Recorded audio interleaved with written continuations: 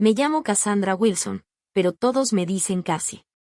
Tengo 34 años y el martes pasado mi vida dio un giro total cuando revisé mi boleto de lotería y descubrí que había ganado $47 millones. Me temblaban las manos mientras veía esos 6 números que coincidían perfectamente. Después de que pasó el primer impacto, un pensamiento raro me cruzó por la cabeza. No le contaría a absolutamente nadie sobre este dinero. Verás, mi familia y yo tenemos un historial bastante complicado cuando se trata de dinero. Si estás viendo esto ahora mismo, deja un comentario contándome desde dónde me estás viendo. Y antes de platicarte sobre esta decisión que me cambió la vida, dale like y suscríbete para escuchar más historias reales sobre lealtad y traición familiar que quizá te hagan ver tus propias relaciones de otra manera. Antes de ese martes decisivo, mi vida era dolorosamente común. Trabajaba como contadora en una pequeña agencia de marketing en Portland. Ganaba lo suficiente para vivir con cierta comodidad, pero nunca lo suficiente para sentirme segura. Mi departamento era sencillo, de una recámara, en las orillas de la ciudad. Nada lujoso, pero era mío. Todas las mañanas me levantaba a las 6, preparaba mi café y empezaba el día con la preocupación constante de las cuentas y las fechas límite rondando en mi cabeza. El trabajo era pesado, con jornadas de 60 horas a la semana que se volvían la norma más que la excepción, sobre todo en temporada de impuestos. Mi situación familiar era, por decirlo suave, complicada. Mis papás, Gregory y Diane Wilson, se divorciaron cuando yo tenía 14 años y los dos se volvieron a casar en menos de 2 años. Mi papá, Gregory, profesor de física en la prepa, se casó con Stephanie, una agente de bienes raíces con gustos caros y un estilo de vida todavía más caro.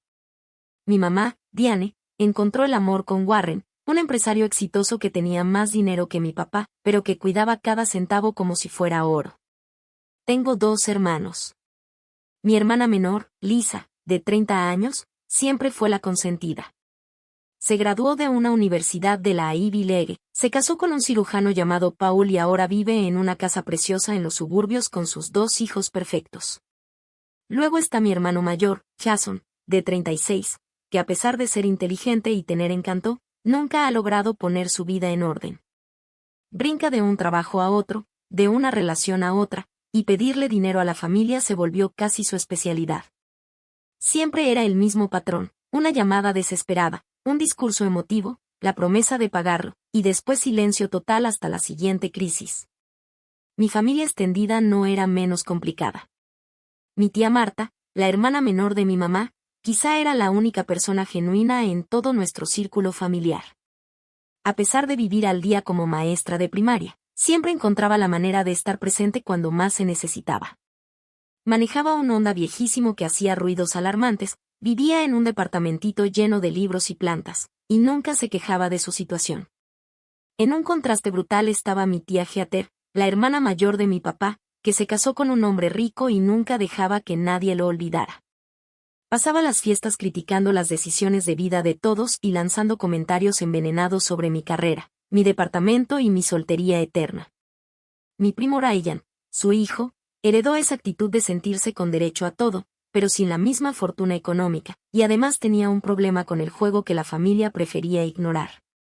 Mis experiencias con la ayuda económica dentro de la familia me dejaron con un sabor amargo. Cuando Jason necesitó $5,000 para ir a rehabilitación hace 3 años, vacié mis modestos ahorros para ayudarlo, solo para descubrir meses después que jamás había ido a tratamiento. Y cuando Lisa pidió ayuda para cubrir los gastos de su boda, puse $2,000 en mi tarjeta de crédito con la promesa de que me los regresaría después de la luna de miel. Han pasado 5 años y sigo esperando. Cuando mi papá necesitó un préstamo para reparar el techo después de una tormenta, le mandé lo que pude, solo para ver, al mes siguiente, fotos de él y de Stephanie de vacaciones en Cancún.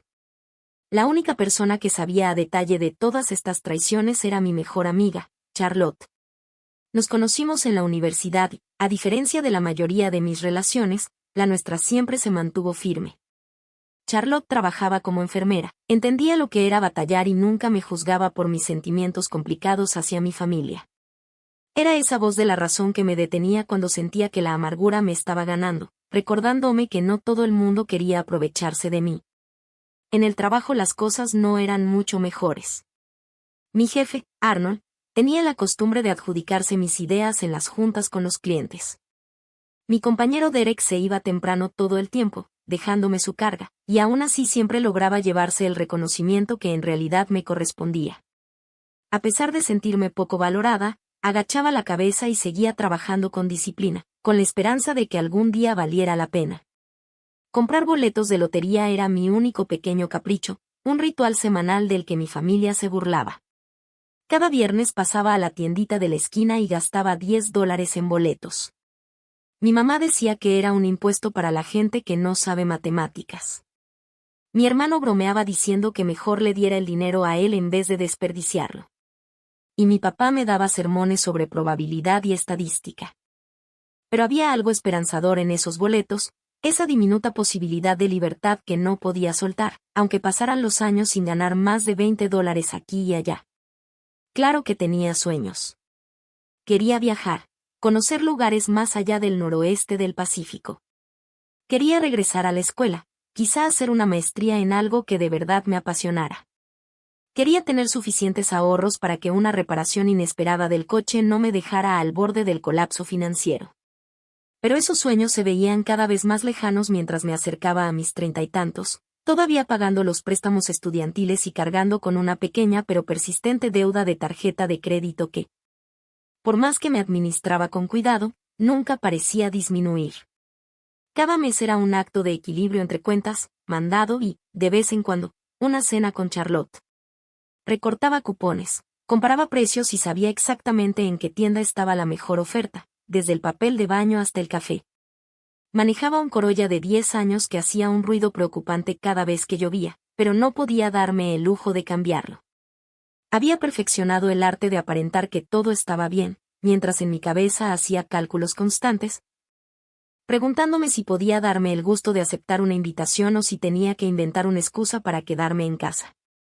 Esa era mi vida antes de que todo cambiara. Ordinaria, a veces difícil, de vez en cuando solitaria, pero estable a su manera. Nunca imaginé que un simple pedazo de papel estaba a punto de derrumbar todo lo que creía saber sobre mí misma y sobre las personas a las que llamaba familia. El día que compré el boleto ganador fue, de hecho, mi cumpleaños número 34. Acababa de terminar una semana particularmente agotadora en el trabajo, donde Arnold, una vez más, se había llevado el crédito por mi estrategia financiera que le ahorró miles de dólares a un cliente importante. Pasé por la tiendita de la esquina de Gus, como lo hacía cada viernes, pero esta vez con una pequeña variación en mi rutina. «¡Feliz cumpleaños!», casi, me gritó Gus al verme entrar. Gus era un señor amable, ya grande, que había tenido esa tienda por más de 30 años. Conocía a todos sus clientes frecuentes por nombre y siempre tenía una palabra amistosa que compartir. «Gracias, Gus». «Lo de siempre, por favor, y quizá uno extra por la buena suerte», respondí, dándole $20 en lugar de los 10 de costumbre. «¿Un gustito de cumpleaños, eh?» «A lo mejor hoy es tu día de suerte», dijo con una guiñada, mientras me entregaba mis boletos. En lugar de mi quick pick habitual, decidí, por puro impulso, escoger mis propios números.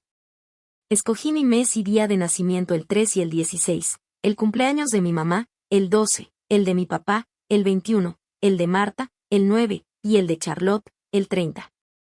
6 números que representaban a las personas más importantes de mi vida, incluso a aquellas que me habían decepcionado.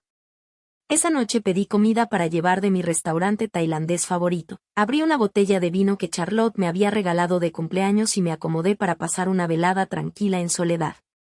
El sorteo de la lotería era a las 8 de la noche, pero apenas le puse atención mientras revisaba mis redes sociales, viendo publicaciones de conocidos que celebraban cumpleaños mucho más emocionantes que el mío. A las 8:30 me acordé de los boletos y, sin mucha prisa, tomé mi celular para revisar los números, esperando lo de siempre, nada. El primer número coincidía, el 3. Sonreí apenas. El segundo, el 16. Mi corazón empezó a latir un poco más rápido. Tercer número, 12. Cuarto, 21. Para entonces ya tenía las manos sudando. Quinto número, el 9. Me quedé sin aliento. Sexto y último número, el 30. Me quedé viendo la pantalla del celular por lo que pareció una eternidad. Eso no podía ser cierto. Debía haber leído mal. Revisé una y otra vez. Encendí la televisión y retrocedí hasta la transmisión en vivo. Vi cómo cada uno de mis números aparecía en la pantalla, uno tras otro. Me temblaban tanto las manos que se me cayó el control remoto. No puede ser, susurré al departamento vacío. No puede ser. Según la página oficial de la lotería, yo era la única ganadora de $47 millones. Después de impuestos, quedaban alrededor de 28 millones. Una cantidad imposible de imaginar para alguien que esa misma mañana se había emocionado por un cupón del 10% de descuento en detergente para la ropa. Esa noche no dormí nada.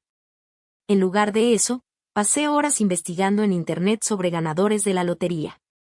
Lo que encontré fue inquietante, historias de vidas que se desmoronaron después de recibir el premio. Familias destruidas por la avaricia.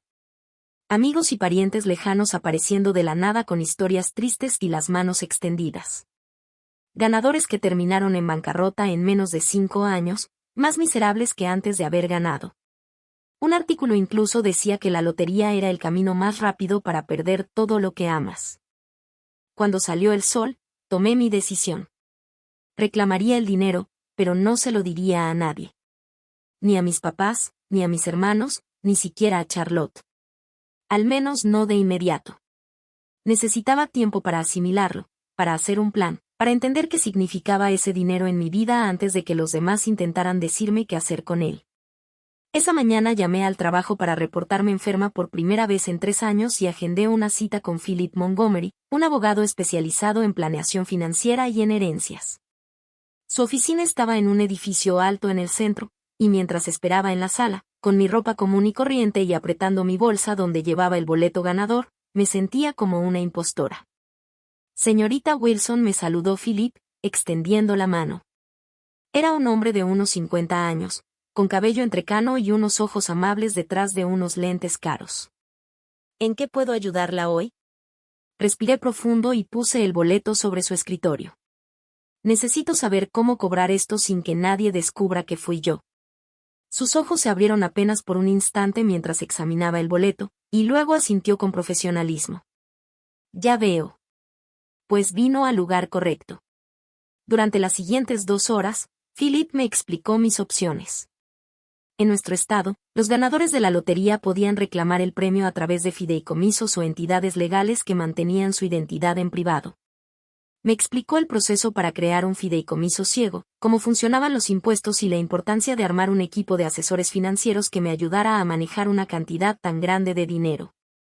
El error más común de los ganadores, me dijo, es contárselo a demasiada gente demasiado rápido. Una vez que pasa eso, ya no hay marcha atrás. Asentí, aliviada de que mi instinto hubiera sido correcto. Quiero hacer esto bien. No quiero que este dinero arruine mi vida. Al salir de la oficina de Philip con una carpeta llena de documentos y una lista de pasos a seguir, sentí una mezcla extraña de emoción y temor. Tenía más dinero del que jamás había soñado. Y aún así, no podía compartir esta noticia que me cambiaba la vida con nadie. Iba a vivir una doble vida, aparentando ser la misma contadora que batallaba para llegar a fin de mes, mientras en secreto era multimillonaria. Durante las siguientes 2 semanas trabajé con Philip para establecer el fideicomiso, reclamar el premio y abrir cuentas de inversión.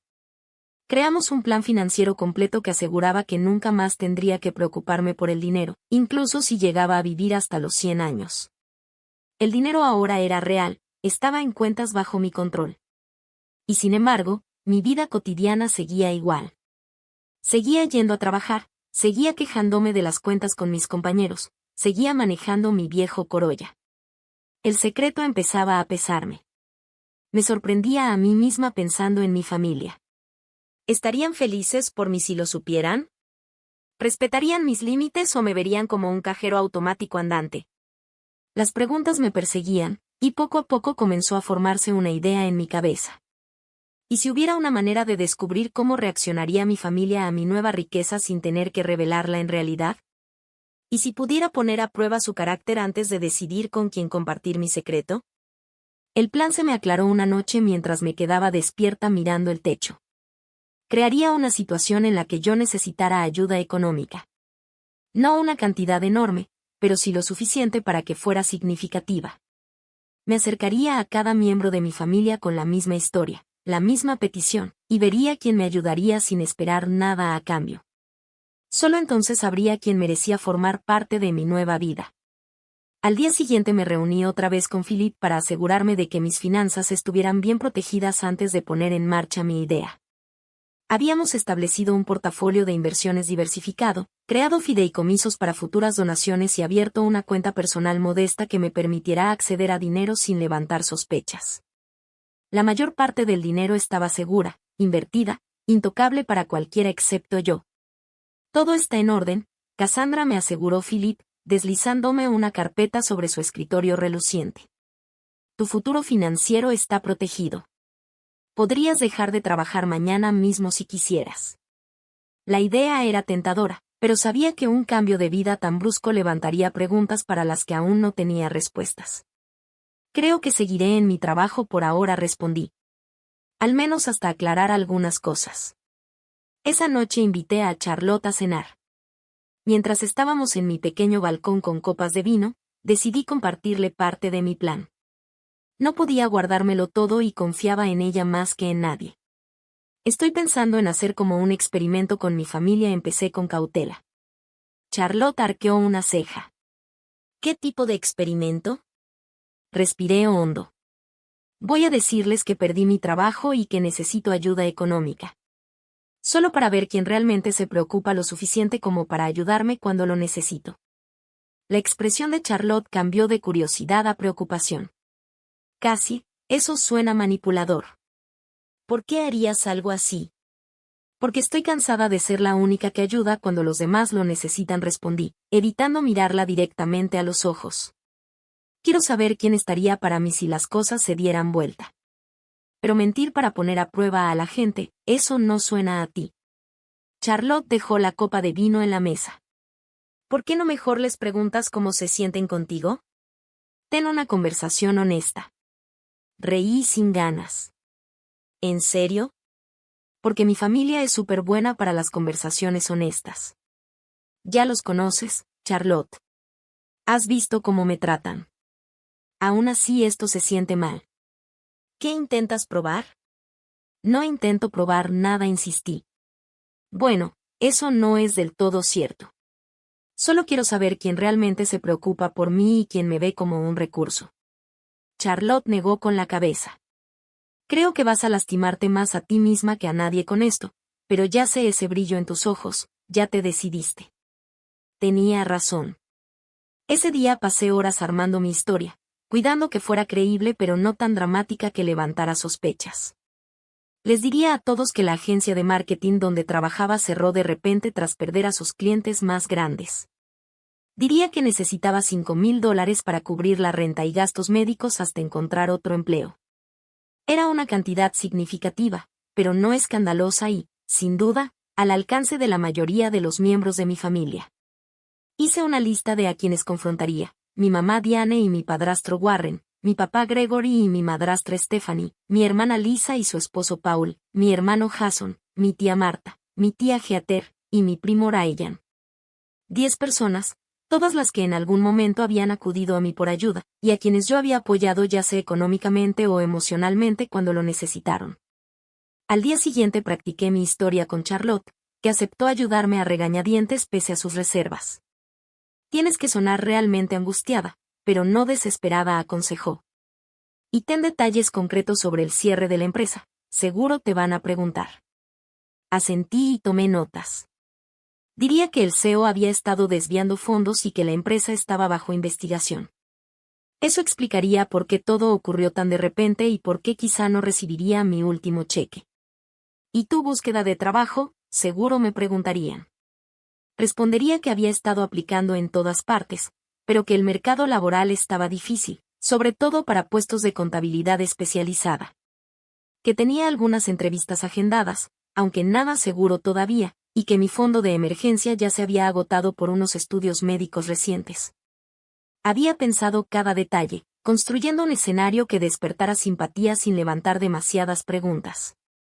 Al terminar de afinar mi plan, sentí un pinchazo de culpa. ¿Y si Charlotte tenía razón? ¿Y si esto era manipulador y estaba mal? Pero entonces recordé todas las veces que había vaciado mis ahorros para ayudar a esas mismas personas, muchas veces a un costo personal enorme, y mi determinación se fortaleció. Esto no se trataba solo de ponerlos a prueba. Se trataba de protegerme a mí y a mi futuro. Hice incluso una lista de predicciones sobre cómo creía que respondería cada uno. Mi mamá probablemente me ofrecería algo de ayuda, pero menos de lo que necesitaba. Mi papá me daría un sermón sobre la responsabilidad financiera, aunque quizá mandaría una pequeña cantidad. Lisa diría que no podía ayudar por los gastos de sus hijos. Jason, seguro, alegaría que no tenía dinero. Warren y Stephanie se negarían de plano. Mi tía Heather me juzgaría por mis malas decisiones. Y mi primo Ryan prometería ayuda que nunca llegaría. La única persona en la que tenía una verdadera esperanza era mi tía Marta. A pesar de ser la que menos tenía, siempre había sido la más generosa con lo poco que podía dar. Pero incluso con ella traté de mantener bajas mis expectativas. $5,000 eran mucho dinero para una maestra de escuela pública que vivía sola. El plan estaba hecho. Durante la siguiente semana me pondría en contacto con cada miembro de la familia, uno por uno, les contaría la misma historia y vería quién realmente daba un paso al frente. Solo entonces decidiría quién merecía enterarse de mi premio de lotería. Solo entonces sabría quién de verdad se preocupaba por mí más allá de lo que podía sacar de mí. Con una mezcla de anticipación y miedo, tomé el teléfono y marqué la primera llamada. Era hora de descubrir quién era en verdad mi familia. Decidí llamar primero a mi mamá. Diane siempre se había jactado de ser una madre entregada, recordándonos constantemente cómo había sacrificado sus propios sueños para criar a sus hijos. Si alguien me iba a ayudar, pensé, sería ella. Me temblaban un poco las manos mientras marcaba su número. Contestó al tercer timbrazo, con un tono distraído.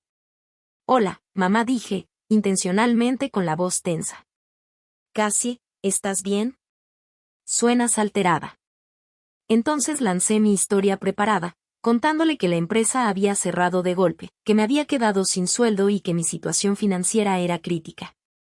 Mientras hablaba, podía escuchar cómo su respiración cambiaba, cada detalle parecía preocuparla más. «Ay, hija, qué terrible», dijo cuando terminé. «¿Ya aplicaste para el desempleo? ¿Y tu fondo de emergencia?» Le expliqué que el desempleo tardaría semanas en procesarse y que mi fondo de emergencia ya se había agotado en unos estudios médicos recientes por síntomas preocupantes. No le especifiqué cuáles, dejando que su imaginación llenara los huecos.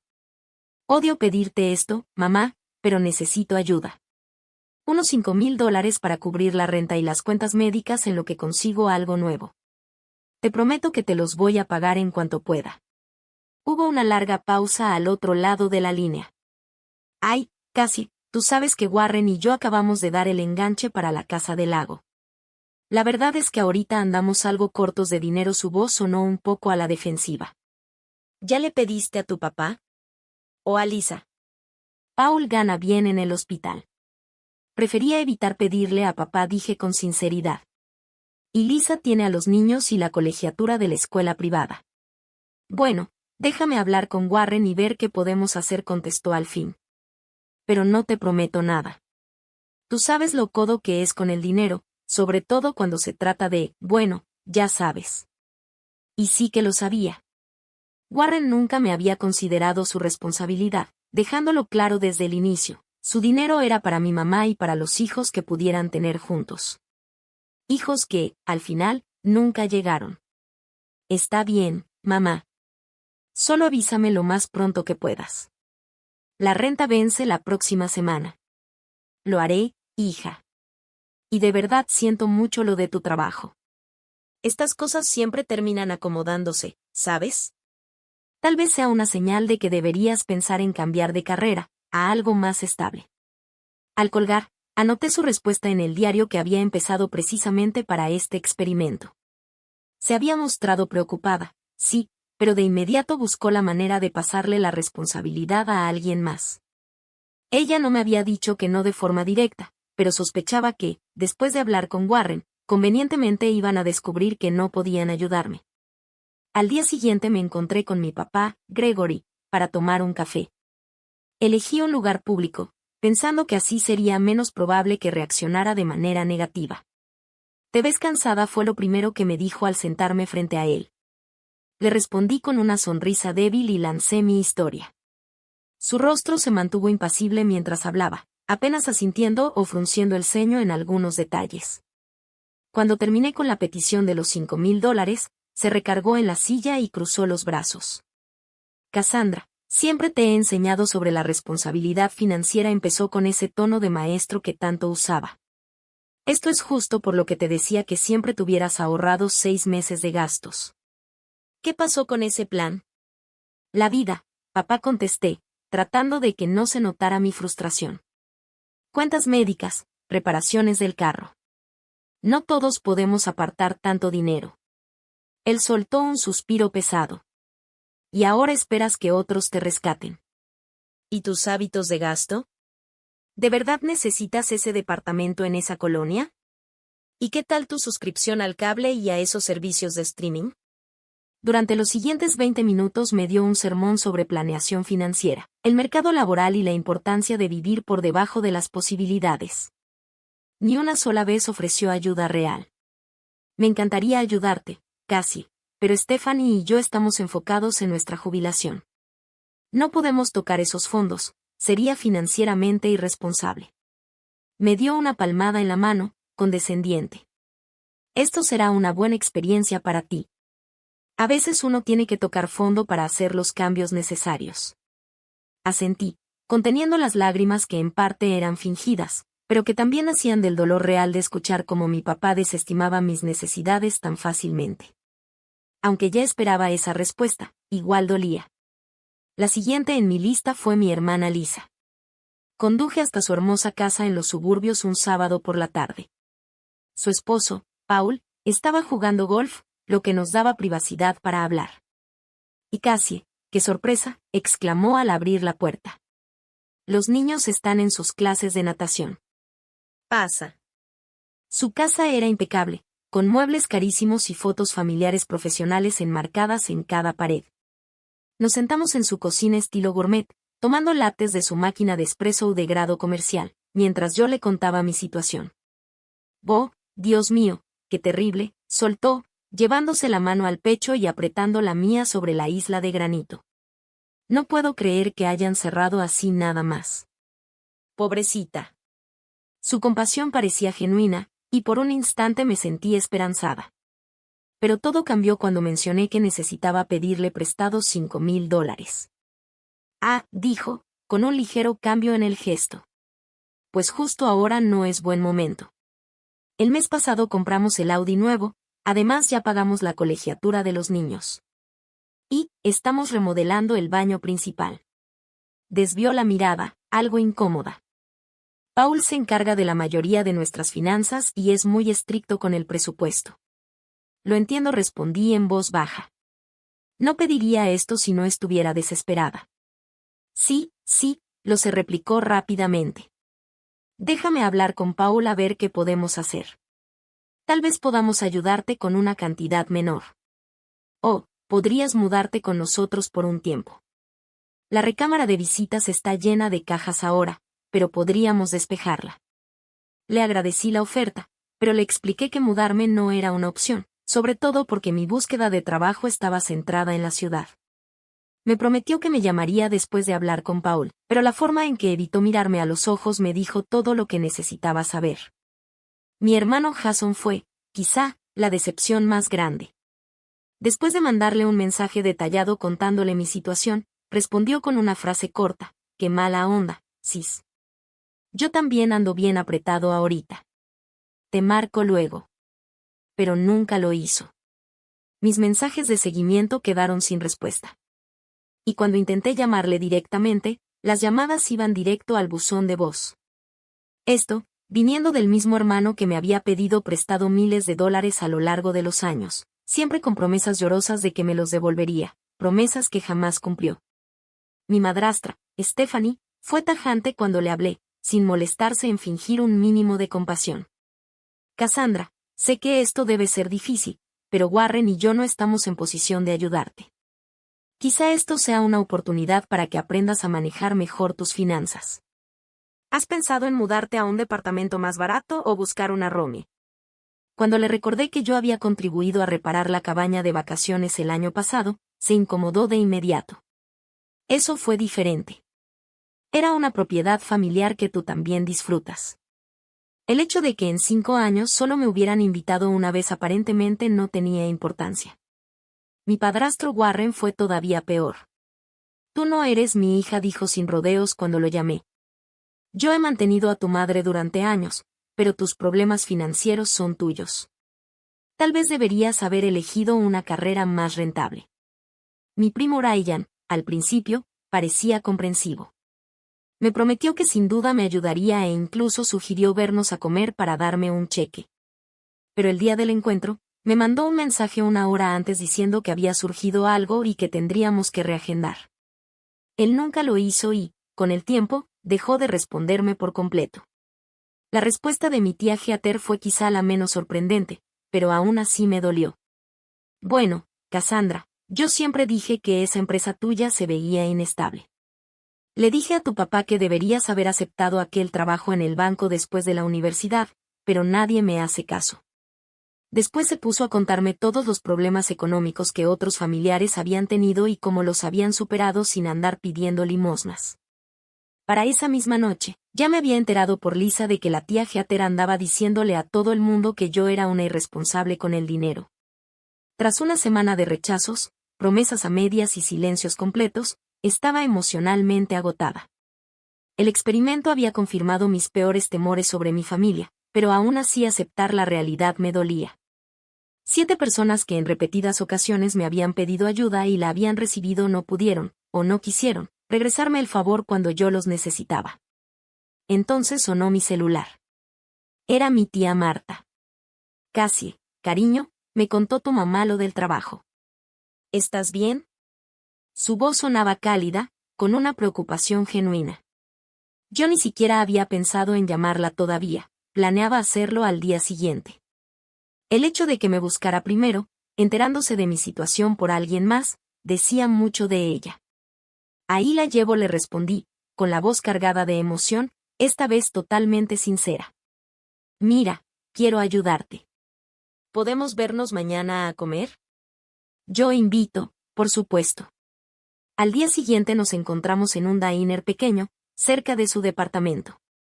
Marta lucía exactamente igual que siempre, su cabello entrecano recogido en una coleta sencilla, con jeans y un cardigan de botones desparejados. Me abrazó fuerte antes de sentarnos. Siento mucho lo de tu trabajo, mi vida. Esa empresa nunca te mereció de todas formas. Mientras comíamos, me hizo preguntas sinceras sobre mi búsqueda de trabajo y hasta se ofreció contactar a algunos excompañeros que tenían conexiones en el mundo de los negocios. Luego, cuando retiraron los platos, metió la mano en su bolso y sacó un sobre. Quiero que tomes esto, me dijo, deslizándolo por la mesa. Son $3,000. Sé que no es todo lo que necesitas, pero al menos debería ayudarte con la renta. Me quedé mirando el sobre, en shock. Marta, no puedo aceptar esto. Es demasiado. Nada de eso. La familia se ayuda, contestó con firmeza. Y quiero que sepas otra cosa. Extendió la mano y tomó la mía. Si necesitas un lugar donde quedarte para ahorrar la renta, mi sillón se hace cama. No es lujoso, pero puedes quedarte todo el tiempo que necesites. Las lágrimas me llenaron los ojos, y esta vez eran totalmente genuinas. Gracias, susurré, conmovida por su generosidad. No te preocupes por devolverme el dinero, pronto continuó. Primero recupérate, encuentra un trabajo que de verdad te guste. La vida es demasiado corta para pasarla en un lugar donde no te valoren. Al salir del diner, Marta me abrazó otra vez. Vas a estar bien, Cassie. Eres inteligente y capaz. Esto es solo un bache en el camino. De regreso a casa, llevaba el sobre apretado entre las manos, $3,000, mucho más de lo que sabía que Marta podía dar con facilidad. El contraste entre su respuesta y la del resto de mi familia no podía ser más claro. La única persona que me ofreció ayuda genuina fue quien menos tenía para dar. Después de verla, investigué un poco y quedé helada. Esos 3,000 representaban casi todos sus ahorros. Descubrí que llevaba tiempo lidiando en silencio con complicaciones de diabetes tipo 2. Sus medicamentos habían subido de precio, y había estado tomando trabajos extra de tutoría para poder cubrir sus gastos. La verdad me golpeó como un puñetazo en el estómago. Marta, que tenía tan poco, me había dado casi todo lo que tenía, sin dudarlo y sin condiciones. Mientras tanto, mi madre, que hacía poco había gastado $8,000 en renovar su baño, no pudo prestarme 5,000 para ayudarme con la renta y las cuentas médicas. Al día siguiente invité a Marta a cenar a mi departamento. Cuando se acomodó en mi viejo sillón, noté por primera vez lo cansada que se veía, con las líneas alrededor de sus ojos más marcadas de lo que recordaba. Marta, necesito decirte algo, empecé, colocando una taza de té frente a ella. No he sido del todo honesta contigo. Su expresión se mantuvo abierta, curiosa más que preocupada. ¿Qué pasa, cariño? No perdí mi trabajo. La empresa está bien. Yo sigo en mi puesto. Las palabras salieron atropelladas. Inventé la historia para ver quién en la familia me ayudaría si realmente lo necesitara. Marta guardó silencio un momento y luego asintió despacio. Ya veo. ¿Estás enojada conmigo?, pregunté de golpe, con miedo de perder la única relación genuina que había descubierto gracias a este experimento. Ella reflexionó antes de contestar. No, enojada no. Triste, tal vez, triste de que haya sentido la necesidad de poner a prueba a la gente de esta manera. Tomó un sorbo de su té. Pero entiendo por qué lo hiciste. Nuestra familia no siempre ha sido buena contigo. Tú fuiste la única que me ofreció ayuda, le dije. Todos los demás tuvieron excusas o de plano me ignoraron. Marta suspiró. La gente te muestra quién es de verdad cuando ayudar deja de ser conveniente. Yo también aprendí esa lección a la mala, dijo Marta. ¿A qué te refieres?, pregunté. Ella dejó su taza sobre la mesa y entrelazó las manos en su regazo.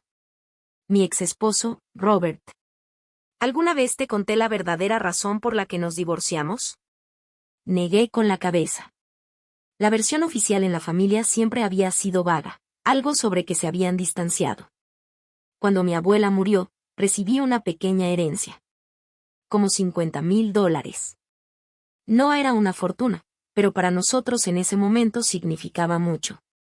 Robert de inmediato empezó a hacer planes con ese dinero, sobre todo invertirlo en los negocios de un amigo suyo. Sonrió con ironía. Yo quería guardarlo para nuestro futuro, quizá comprar una casita. Discutimos durante meses. ¿Y qué pasó?, pregunté. Un día descubrí que había falsificado mi firma y retirado casi todo el dinero. Cuando me di cuenta, ya lo había invertido en un restaurante que quebró en menos de un año. Sacudió la cabeza, recordando. Y cuando lo confronté, ¿sabes qué me dijo? Que era nuestro dinero, no solo mío, y que tenía tanto derecho como yo. Como si mi nombre en la herencia no significara nada. Me quedé helada. No tenía idea. Siempre pensé que solo se habían distanciado. La familia prefirió esa versión, menos incómoda, respondió con calma. Luego tomó mi mano.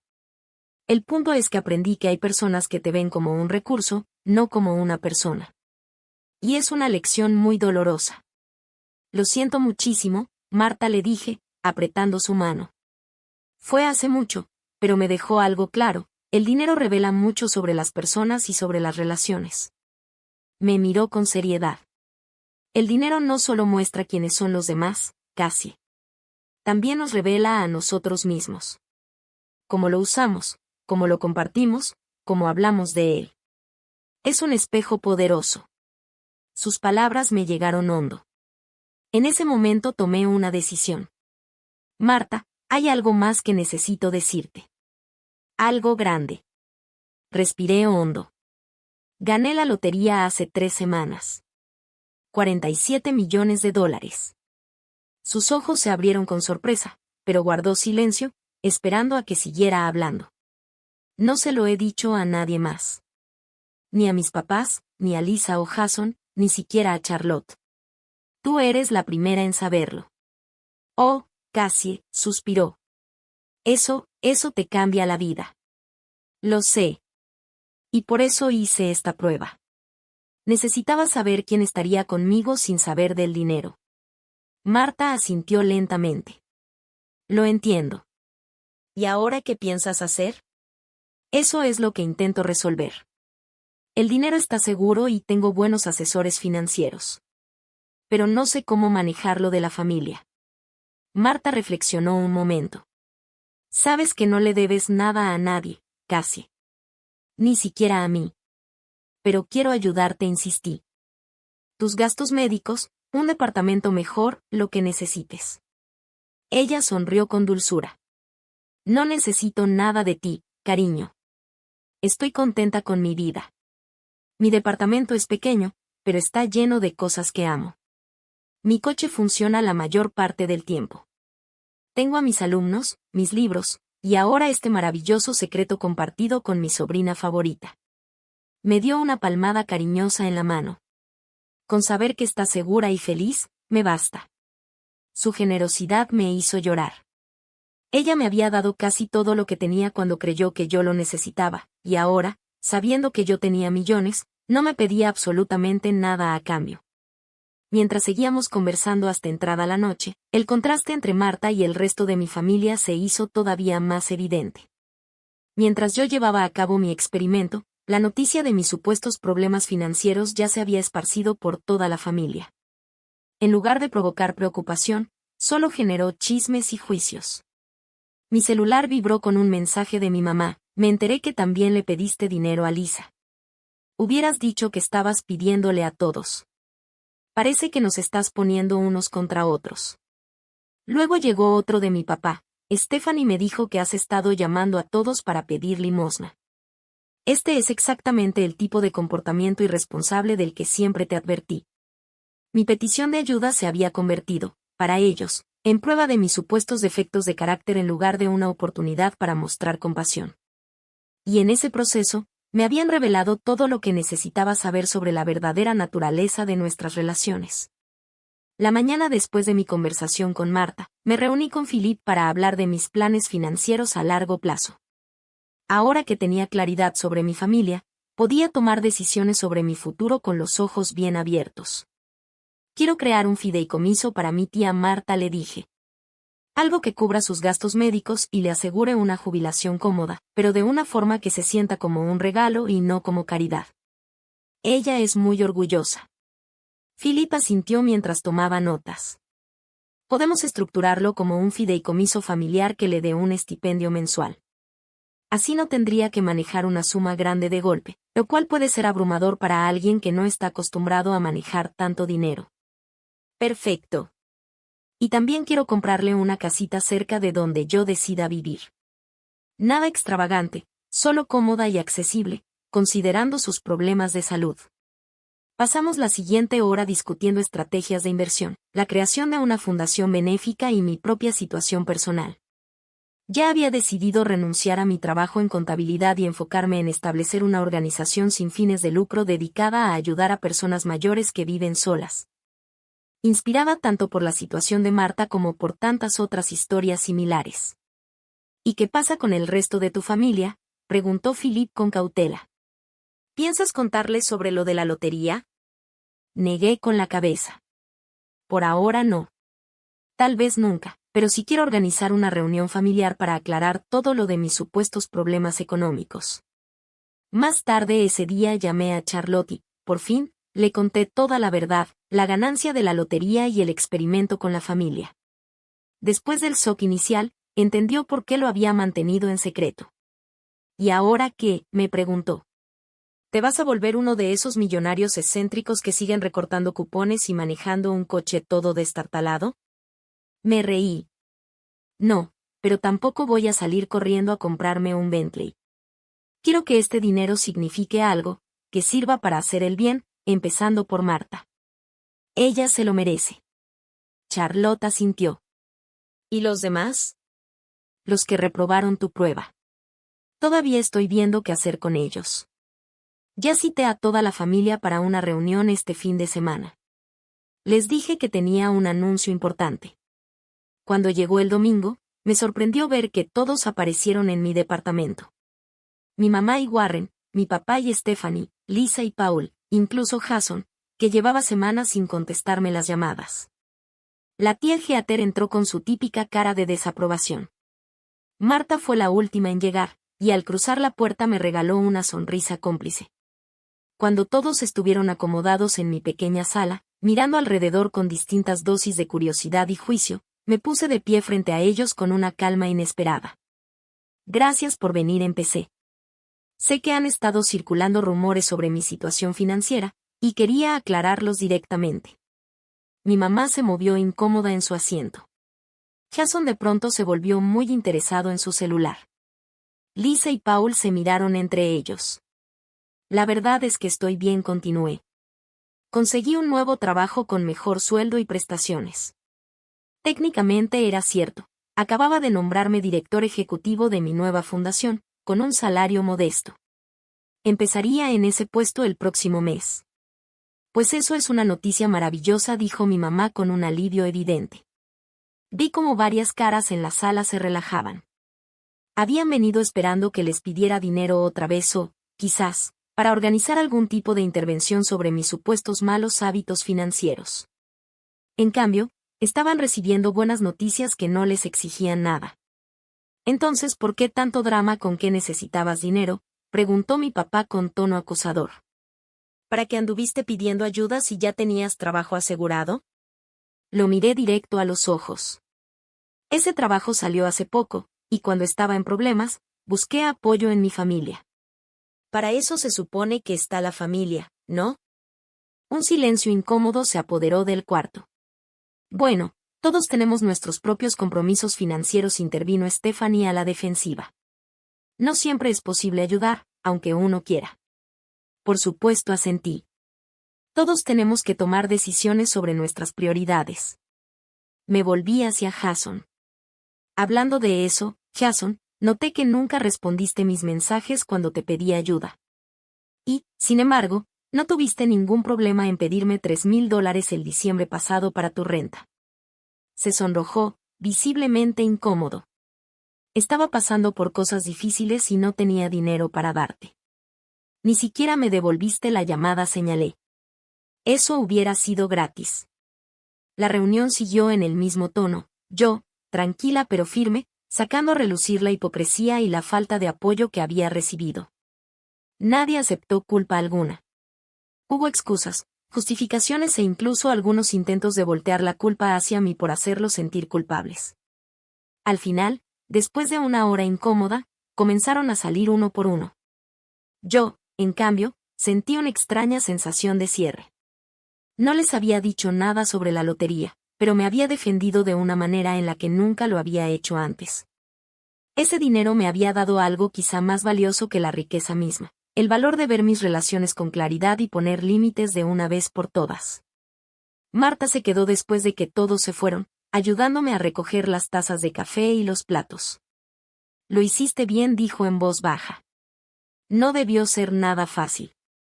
En realidad fue más fácil de lo que pensé, respondí. Por primera vez no tuve miedo de decepcionarlos, porque me di cuenta de que su opinión sobre mí nunca estuvo basada en quién soy en realidad. Marta sonrió. Esa es una gran revelación. ¿Y ahora qué sigue? Ahora, le dije, empezamos a buscar casas para las dos. Un año después, mi vida era irreconocible comparada con el día en que descubrí esos números ganadores de la lotería.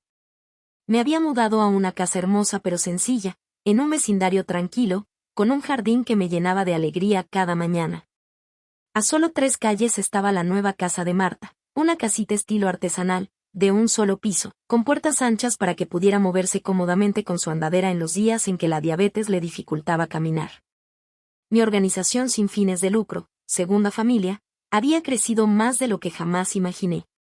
Ofrecíamos compañía, reparaciones en el hogar y apoyo económico a adultos mayores que vivían solos, con un enfoque especial en quienes estaban distanciados de sus familias. El trabajo era gratificante de una manera en la que mi carrera en contaduría nunca lo había sido, y ya habíamos ayudado a más de 200 personas mayores en la ciudad. Charlotte eventualmente se unió al proyecto como nuestra coordinadora de alcance comunitario, aportando su experiencia como enfermera y su gran compasión a nuestra misión. Ella y yo seguíamos teniendo nuestras noches de vino semanales, aunque ahora eran en mi cómodo patio en lugar de mi departamento estrecho. Mi relación con mi familia se había transformado en algo más distante, pero también más honesto. Mantenía un contacto ocasional con la mayoría, llamadas educadas de cumpleaños y reuniones en las fiestas, pero la farsa de cercanía había desaparecido. Sin la expectativa de una intimidad emocional que en realidad nunca existió, nuestras interacciones se habían vuelto menos dolorosas. Ninguno de ellos sabía de mi premio de lotería. Para ellos, simplemente había encontrado éxito en mi nueva carrera dentro de la gestión de una organización sin fines de lucro. Parecían aceptar esa explicación sin demasiada curiosidad por los detalles, lo cual me decía todo lo que necesitaba saber sobre su verdadero interés en mi vida. Hubo momentos en los que sentí la tentación de revelar la verdad, sobre todo cuando Jason me llamó pidiéndome dinero para un nuevo negocio, o cuando Lisa se quejaba del costo de la remodelación de su cocina. Pero cada vez recordaba el silencio con el que me respondieron cuando yo necesité ayuda, y la decisión se volvía clara. Curiosamente, sí hubo ocasiones en que algunos familiares realmente necesitaron apoyo. Cuando mi papá sufrió un pequeño infarto y enfrentó gastos médicos inesperados, pagué esas cuentas de manera anónima a través del Fondo de Asistencia para Pacientes del hospital. Cuando mi primo Ryan por fin entró a rehabilitación por su adicción al juego, hice una donación anónima para cubrir su tratamiento.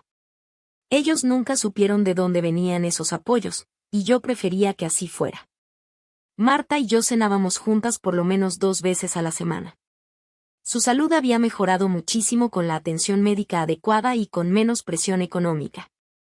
Se había retirado de la enseñanza, pero ahora era voluntaria en un programa de alfabetización 3 días a la semana, compartiendo todavía su amor por los libros con niños que lo necesitaban.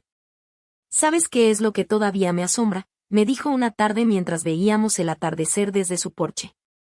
Qué diferente habría sido todo si hubieras anunciado tu premio de lotería desde el principio. Asentí, imaginando esa realidad alterna. La familia se habría vuelto de pronto muy atenta y cariñosa, supongo. Y nunca habría sabido que era real, añadió Marta. Esa verdad, por dolorosa que había sido, me había dado libertad. Ella tenía razón. El experimento había sido duro, pero también revelador. Me había mostrado quién merecía un lugar en mi vida y quién no. Había revelado la verdadera naturaleza de relaciones que yo había pasado años intentando fortalecer, a pesar de su desequilibrio de fondo. La lección más grande que aprendí no fue sobre los demás, sino sobre mí misma. Antes de la lotería, definía mi valor por lo que podía dar a los demás. Siempre tratando de ganarme el cariño a base de sacrificio y generosidad. Me dejé usar porque creía que eso era lo que significaba la familia, lo que el amor requería. Ahora entendía que el amor real, el que Marta me había demostrado, no llevaba una libreta de cuentas. Daba sin esperar nada a cambio, pero también respetaba los límites y la dignidad. Era honesto y constante, presente en los buenos y en los malos momentos. Al inicio había guardado en secreto mi premio por miedo, pensando que el dinero podría corromper mis relaciones. Lo que no anticipé fue cómo ese secreto las aclararía, despojándolas de apariencias y revelando la verdad. El dinero no cambió a nadie. Simplemente iluminó lo que siempre habían sido. Mi vida ahora era rica en formas que nada tenían que ver con mi cuenta bancaria. A través de mi fundación había encontrado un propósito, había construido una conexión genuina con Marta y con Charlotte, y había alcanzado una comprensión firme de mi propio valor. Una que ninguna validación externa podía sacudir. Quizá lo más importante, tenía paz. La ansiedad constante por el dinero, que había sido mi compañera de toda la vida, había desaparecido. Y junto con ella, también se fue esa necesidad desesperada de aprobación de personas incapaces de darla. Había construido una vida alineada con mis valores y no con mis inseguridades. Marta extendió la mano y me dio una palmada suave, trayéndome de vuelta al presente. Lo hiciste bien, niña. No solo con el dinero, sino con lo que aprendiste. Le sonreí, conmovida por la gratitud hacia esta mujer que me había mostrado lo que realmente significa la familia. Tuve una gran maestra, le dije. Mientras el sol se escondía en el horizonte, tiñendo el cielo de tonos rosados y dorados, pensé en el camino que me había traído hasta aquí, desde el impacto de ver esos números coincidir, pasando por el dolor del rechazo, hasta la alegría de crear algo con verdadero sentido gracias a esa fortuna inesperada. El dinero había cambiado mi vida, sí, pero no de la manera en que al principio había temido o esperado. Simplemente me había dado la libertad de ver con claridad y elegir con sabiduría. Lo más valioso que gané no tuvo nada que ver con millones en el banco. Fue entender que las personas que realmente merecen un lugar en tu vida no son aquellas que están cuando tienes todo para dar, sino las que se quedan cuando lo único que puedes ofrecer es a ti misma. ¿Alguna vez has tenido que poner a prueba la lealtad de alguien en tu vida? ¿Qué aprendiste de esa experiencia? Compártelo en los comentarios. Y si esta historia resonó contigo, dale like y suscríbete para escuchar más lecciones de vida que quizá cambien tu manera de ver las cosas. Recuerda compartir este video con alguien que necesite escuchar que su valor no depende de lo que pueda dar a los demás. Gracias por escuchar, y que encuentres la claridad para reconocer las verdaderas relaciones en tu propia vida.